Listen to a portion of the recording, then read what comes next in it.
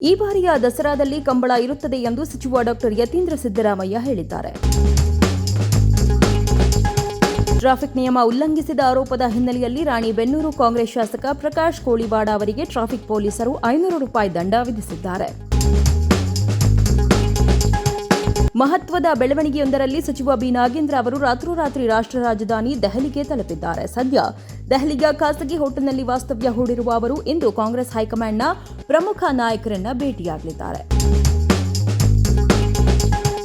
ನಾಗೇಂದ್ರ ಪಕ್ಷದ ಶಿಸ್ತಿನ ಸಿಪಾಯಿ, ಅವರ ನಾಯಕತ್ವದ ಮೇಲೆ ನಮಗೆ ನಂಬಿಕೆ ಇದೆ. ಸದ್ಯಕ್ಕೆ ರಾಜೀನಾಮೆ ವಿಚಾರ ಇಲ್ಲ ಎಂದು ಮುಖ್ಯಮಂತ್ರಿ ಡಿಕೆ ಶಿವಕುಮಾರ್ ತಿಳಿಸಿದ್ದಾರೆ. ಲಕ್ಷ್ಮಣ್ ಸವದಿ ಅವರಿಗೆ ಸ್ಥಾನಮಾನ ನೀಡಿದ ಬೆನ್ನಲ್ಲೇ ಮುಖ್ಯಮಂತ್ರಿ ಡಿಕೆ ಶಿವಕುಮಾರ್ ಅವರು ತಮ್ಮ ಮತ್ತೋರ್ವ ಆಪ್ತ ನಾಯಕನಿಗೆ ಮಹತ್ವದ ಹುದ್ದೆ ಕರುಣಿಸಿದ್ದಾರೆ. ರಾಕಿಂಗ್ ಸ್ಟಾರ್ ಯಶ್ ಅಭಿನಯದ ಬಹುನಿರೀಕ್ಷಿತ ಟಾಕ್ಸಿಕ್ ಚಿತ್ರದ ವಿಶ್ವದಾದ್ಯಂತ ಮೊದಲ ದಿನವೇ ಬರೋಬ್ಬರಿ 140 ಕೋಟಿಗೂ ಅಧಿಕ ಗಳಿಕೆ ಕಾಣುವ ಮೂಲಕ ಸಿನಿಮಾ ಭರ್ಜರಿ ಆರಂಭ ಪಡೆದುಕೊಂಡಿದೆ. ಬಿಜೆಪಿಯಲ್ಲಿ ದೇಶದ ಮಟ್ಟದಲ್ಲಿ ಹಲವು ಮಹತ್ತರ ಬದಲಾವಣೆಗಳು ಸನ್ನಿಹಿತವಾಗಿದೆ. ಪಕ್ಷದ ಅತ್ಯುನ್ನತ ನಿರ್ಧಾರ ಕೈಗೊಳ್ಳುವ ಸಂಸದೀಯ ಮಂಡಳಿಯನ್ನ ಪುನರಚಿಸಲು ಬಿಜೆಪಿ ಮುಂದಾಗಿದೆ. ಸಕ್ಕರೆ, ಈರುಳ್ಳಿ ಆಯ್ತು, ಈಗ ಬಾಸುಮತಿ ಅಕ್ಕಿ ದರ ಕೂಡ ಏರಿಕೆ ಕಂಡಿದೆ. ಗಡಿ ಜಿಲ್ಲೆ ಬೆಳಗಾವಿಯಲ್ಲಿ ಕ್ವಿಂಟಾಲ್ಗೆ ಬರೋಬ್ಬರಿ ₹2,000 ಹೆಚ್ಚಾಗಿದ್ದು 1 ಕೆಜಿಗೆ ₹110ಗೆ ಮಾರಾಟ ಆಗ್ತಿದೆ. ಇದು ಬಾಸುಮತಿ ಪ್ರಿಯರನ್ನ ಕಂಗೆಡಿಸಿದೆ. ರಾಜ್ಯದ ಬರ ಪರಿಸ್ಥಿತಿಯ ಸಮಗ್ರ ಅವಲೋಕನ ನಡೆಯುತ್ತಿದೆ. 102 ತಾಲೂಕುಗಳ ಗ್ರೌಂಡ್ ಟ್ರೂಥಿಂಗ್ ವರದಿ ಬಂದಿದ್ದು, ಮುಂದಿನ ಸಚಿವ ಸಂಪುಟ ಸಭೆಯಲ್ಲಿ ಚರ್ಚಿಸಿ ಭರ ಘೋಷಣೆ ಮಾಡುತ್ತೇವೆ ಎಂದು ಉಪಮುಖ್ಯಮಂತ್ರಿ ಡಾ. ಜಿ. ಪರಮೇಶ್ವರ್ ತಿಳಿಸಿದ್ದಾರೆ. ಮಾರುಕಟ್ಟೆಯಲ್ಲಿ ಸಕ್ಕರೆ ದರ ಹೆಚ್ಚಳ ಹಾಗೂ ಕೃಷಿ ಉತ್ಪಾದನಾ ವೆಚ್ಚ ಗಣನೀಯವಾಗಿ ಏರಿಕೆಯಾಗುತ್ತಿರುವ ಹಿನ್ನೆಲೆಯಲ್ಲಿ ರಾಜ್ಯದ ಕಬ್ಬು ಬೆಳೆಗಾರರಿಗೆ ಪ್ರತಿ ಟನ್ಗೆ ಕನಿಷ್ಠ 6,500 ವೈಜ್ಞಾನಿಕ ಬೆಲೆ ನಿಗದಿಪಡಿಸಬೇಕೆಂದು ಆಗ್ರಹಿಸಿ ಅನ್ನದಾತರು ಬೃಹತ್ ಹೋರಾಟಕ್ಕೆ ಅಣಿಯಾಗಿದ್ದಾರೆ. ರಾಮನಗರ ಜಿಲ್ಲೆಯ ಚನ್ನಪಟ್ಟಣ ತಾಲೂಕಿನ ನೇರಳೂರು ಗ್ರಾಮದಲ್ಲಿ 4 ಚಿರತೆ ಮರಿಗಳು ಪ್ರತ್ಯಕ್ಷವಾಗಿದ್ದು ಗ್ರಾಮಸ್ಥರಲ್ಲಿ ಆತಂಕವನ್ನ ಉಂಟುಮಾಡಿದೆ. ಕಾವೇರಿ ಜಲಾನಯನ ಪ್ರದೇಶ ಹಾಗೂ ಕೊಡಗು ಭಾಗದಲ್ಲಿ ಉತ್ತಮ ಮಳೆಯಾಗುತ್ತಿರುವ ಹಿನ್ನೆಲೆಯಲ್ಲಿ ಕೃಷ್ಣರಾಜ ಸಾಗರ ಜಲಾಶಯಕ್ಕೆ ಒಳಹರಿವಿನ ಪ್ರಮಾಣದಲ್ಲಿ ಗಣನೀಯ ಏರಿಕೆ ಕಂಡುಬಂದಿದೆ.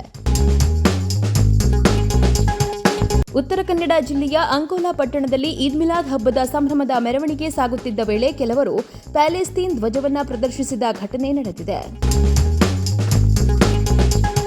ವಾಲ್ಮೀಕಿ ನಿಗಮದ ಹಣ ಅಕ್ರಮ ವರ್ಗಾವಣೆ ಪ್ರಕರಣಕ್ಕೆ ಸಂಬಂಧಿಸಿದಂತೆ ಸಚಿವ ನಾಗೇಂದ್ರ ಅವರು ರಾಜೀನಾಮೆ ನೀಡಲೇಬೇಕು ಎಂದು ಜೆಡಿಎಸ್ ಯುವ ಘಟಕದ ಅಧ್ಯಕ್ಷ ನಿಖಿಲ್ ಕುಮಾರಸ್ವಾಮಿ ಆಗ್ರಹಿಸಿದ್ದಾರೆ.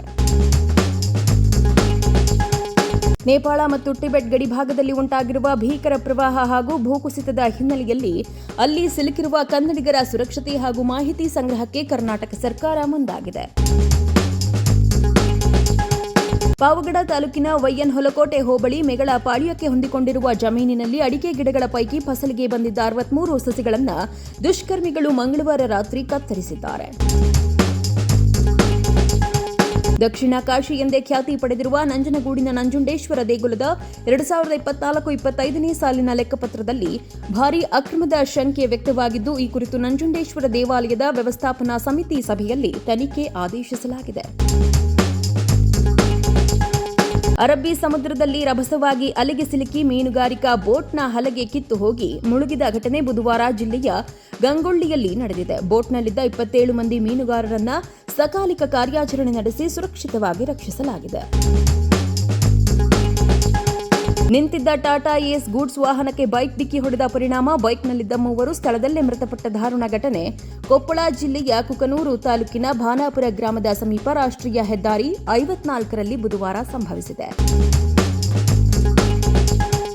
ಸೆಪ್ಟೆಂಬರ್ 1ರಂದು ಪ್ರಾರಂಭವಾಗುವ ಬಿಜೆಪಿ ಪಾದಯಾತ್ರೆಯು ಸುಮಾರು 185 ಕಿಲೋಮೀಟರ್ಗಳನ್ನು ಕ್ರಮಿಸಲಿದೆ ಎಂದು ಮಾಜಿ ಸಚಿವ ಗಾಲಿ ಜನಾರ್ದನ್ ರೆಡ್ಡಿ ಅವರು ತಿಳಿಸಿದ್ದಾರೆ.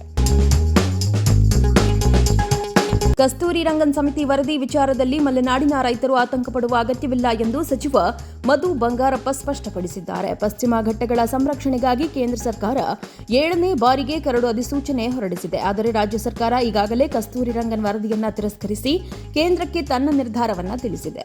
ಹೀಗಾಗಿ ವರದಿ ಜಾರಿಗೆ ರಾಜ್ಯ ಸರ್ಕಾರ ಯಾವುದೇ ಕಾರಣಕ್ಕೂ ಅವಕಾಶ ನೀಡುವುದಿಲ್ಲ ಎಂದು ಮಧು ಬಂಗಾರಪ್ಪ ಹೇಳಿದ್ದಾರೆ. ಅಮೆಜಾನ್, ಸ್ವಿಗ್ಗಿ, ಇನ್ಸ್ಟಾಮಾರ್ಟ್ ಹಾಗೂ ಬಿಗ್ ಬಾಸ್ಕೆಟ್ ಮೂಲಕ ಧಾತುರ, ಹಣ್ಣು ಮತ್ತು ಬೀಜಗಳಿಂದ ಆಹಾರ ಅಥವಾ ಮಾನವ ಸೇವನೆಗಾಗಿ ಮಾರಾಟಕ್ಕೆ ಪ್ರದರ್ಶಿಸಿರುವುದು ಹಾಗೂ FSSAI ಪರವಾನಗಿ ನೋಂದಣಿ ಸಂಖ್ಯೆಯೊಂದಿಗೆ ಮಾರಾಟ ಮಾಡಿರುವುದು ಇಲಾಖೆಯ ಗಮನಕ್ಕೆ ಬಂದಿದೆ ಎಂದು ಆರೋಗ್ಯ ಸಚಿವ ಯುಟಿ ಖಾದರ್ ತಿಳಿಸಿದ್ದಾರೆ. ನೇಪಾಳ ಟಿಬೆಟ್ ಗಡಿಯಲ್ಲಿ ಸಂಭವಿಸಿದ ಭೀಕರ ಪ್ರವಾಹ ಹಾಗೂ ಭೂಕುಸಿತದ ದುರಂತದಲ್ಲಿ ಕನ್ನಡಿಗರು ಸಿಲುಕಿಕೊಂಡಿದ್ದು, ಮಾನಸ ಸರೋವರ ಯಾತ್ರೆಗೆ ತೆರಳಿದ್ದ ಬೆಂಗಳೂರು ಮೂಲದ 4 NRI ಕನ್ನಡಿಗರು ನಾಪತ್ತೆಯಾಗಿದ್ದಾರೆ. ಇಂದಿನಿಂದ ಮಂತ್ರಾಲಯದಲ್ಲಿ ಗುರು ರಾಘವೇಂದ್ರ ಸ್ವಾಮಿಗಳ 355ನೇ ಆರಾಧನಾ ಮಹೋತ್ಸವ ನಡೆಯಲಿದೆ. ಯಶ್ ಅಭಿನಯದ ಟಾಕ್ಸಿಕ್ ಚಿತ್ರವು ಬುಕ್ ಮೈ ಶೋನಲ್ಲಿ 20 ಲಕ್ಷ ಟಿಕೆಟ್ ಮಾರಾಟದ ಮೈಲಿಗಲ್ಲನ್ನು ದಾಟಿದೆ. ಮಿಶ್ರ ಪ್ರತಿಕ್ರಿಯೆಯ ಹೊರತಾಗಿಯೂ ಮೊದಲ ದಿನದ ಮಾರಾಟದಲ್ಲಿ ಏರಿಕೆಯಾಗಿದೆ. ಜಗತ್ತಿನಾದ್ಯಂತ ಬುಧವಾರ ತೆರೆಕಂಡ ಭರ್ಜರಿ ಪ್ರದರ್ಶನ ಕಾಣುತ್ತಿರುವ ಯಶ್ ನಟನೆಯ ಟಾಕ್ಸಿಕ್ಗೆ ಎಲ್ಲೆಡೆ ಶುಭಾಶಯಗಳ ಮಹಾಪೂರವೇ ಹರಿದು ಬರ್ತಿದೆ. ಟಾಕ್ಸಿಕ್ ಸಿನಿಮಾ ಯಶಸ್ಸಿಗೆ ಸ್ಯಾಂಡಲ್ವುಡ್ ನಿರ್ದೇಶಕ ಯೋಗರಾಜ್ ಭಟ್ ಕೂಡ ಹಾರೈಸಿದ್ದಾರೆ. ನೇಮಕಾತಿಯಲ್ಲಿ ಹಗರಣ ಪ್ರಕರಣ ಸಂಬಂಧ ಕೆಪಿಎಸ್ಸಿ ಮೇಲೆ ಅಧಿಕಾರಿಗಳು ದಾಳಿ ಮಾಡಿದ ವೇಳೆ ಶಾಕಿಂಗ್ ವಿಚಾರವೊಂದು ಬಯಲಾಗಿದೆ.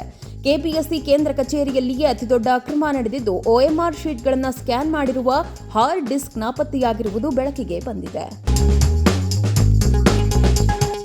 ರಷ್ಯಾದ ದೂರದ ಪೂರ್ವದ ಅಮುರ್ ಪ್ರದೇಶದ ಅಮುರ್ ಗ್ಯಾಸ್ ಕೆಮಿಕಲ್ ಕಾಂಪ್ಲೆಕ್ಸ್ನಲ್ಲಿ ಮಂಗಳವಾರ ಭಾರೀ ಬೆಂಕಿ ಮತ್ತು ಸ್ಫೋಟ ಸಂಭವಿಸಿದೆ. ಈ ಸ್ಥಾವರವು ಶೀಘ್ರದಲ್ಲೇ ಉದ್ಘಾಟನೆಗೆ ಒಳಗಾಗಬೇಕಿತ್ತು. ಪೂರ್ವ ಕಾರ್ಯನಿರ್ವಹಣೆಯ ಕೆಲಸದಲ್ಲಿತ್ತು. 6 ಚೀನಿ ಪ್ರಜೆಗಳು ಸೇರಿದಂತೆ 7 ಜನರು ಸಾವನ್ನಪ್ಪಿದ್ದಾರೆ. 9 ಮಂದಿ ಕಾಣೆಯಾಗಿದ್ದಾರೆ. 36 ಜನರನ್ನು ಆಸ್ಪತ್ರೆಗಳಿಗೆ ದಾಖಲಿಸಲಾಗಿದೆ. 152 ಜನರಿಗೆ ಗಾಯಗಳಿಗೆ ಚಿಕಿತ್ಸೆ ನೀಡಲಾಗಿದೆ. ವಿಶ್ವವಿಖ್ಯಾತ ಮೈಸೂರು ದಸರಾ ಮಹೋತ್ಸವ 2026ರ ದಸರಾ ಗಜ ಪಯಣಕ್ಕೆ ಚಾಲನೆ ದೊರೆತಿದೆ. ಮೈಸೂರು ಜಿಲ್ಲಾ ಉಸ್ತುವಾರಿ ಸಚಿವ ಡಾ ಯತೀಂದ್ರ ಸಿದ್ದರಾಮಯ್ಯ ಅವರು ದಸರಾ ಗಜಪಡೆಗೆ ಚಾಲನೆ ನೀಡಿದ್ದಾರೆ. ಚಿನ್ನವನ್ನು ಅಕ್ರಮವಾಗಿ ಸಾಗಿಸಲು ಪ್ರಯಾಣಿಕನೊಬ್ಬ ವಿಚಿತ್ರ ಮಾರ್ಗ ಅನುಸರಿಸಿ ಕೆಂಪೇಗೌಡ ಅಂತಾರಾಷ್ಟ್ರೀಯ ವಿಮಾನ ನಿಲ್ದಾಣದಲ್ಲಿ ಸಿಕ್ಕಿಬಿದ್ದಿದ್ದಾನೆ. ದುಬೈನಿಂದ ಬೆಂಗಳೂರಿಗೆ ಬಂದಿದ್ದ ಪ್ರಯಾಣಿಕನ ಬಾಯಲ್ಲಿ ಬರೋಬ್ಬರಿ 82 ಗ್ರಾಂ ಚಿನ್ನ ಪತ್ತೆಯಾಗಿದೆ.